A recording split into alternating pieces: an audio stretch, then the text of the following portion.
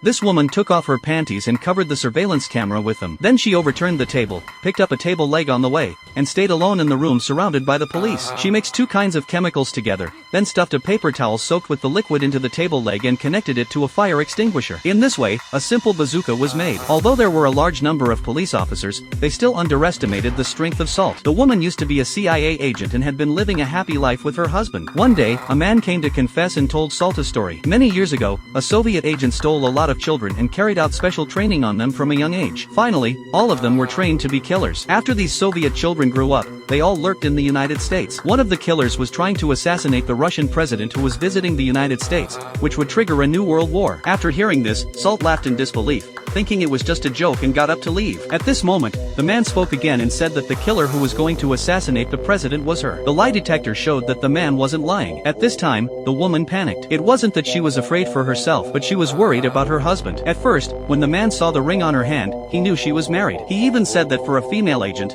her husband was a stumbling block. This was clearly a threat to Salt using her husband. She made many phone calls, but her husband never answered. At this moment, the inspector decided to lock Salt up. Meanwhile, the man who framed Salt took the opportunity to escape during the escort. When Salt heard the alarm go off, she couldn't sit still anymore. She took off her high heels and prepared to escape. However, the windows and the elevator had been blocked, and a large number of police officers were coming this way. So she had to make a simple bazooka, use the smoke as cover, break the glass, cross the road, and hurry home. By then, her husband had disappeared, and there were signs of a fight at the scene. She knew in her heart that the gang who had just framed her was the one who had taken her husband away. Soon, the police arrived. Salt quickly put on her equipment, called her dog, and without even having time to put on her shoes, she risked her life and escaped through the window. Facing the police hunt, she knew that her peaceful life was over.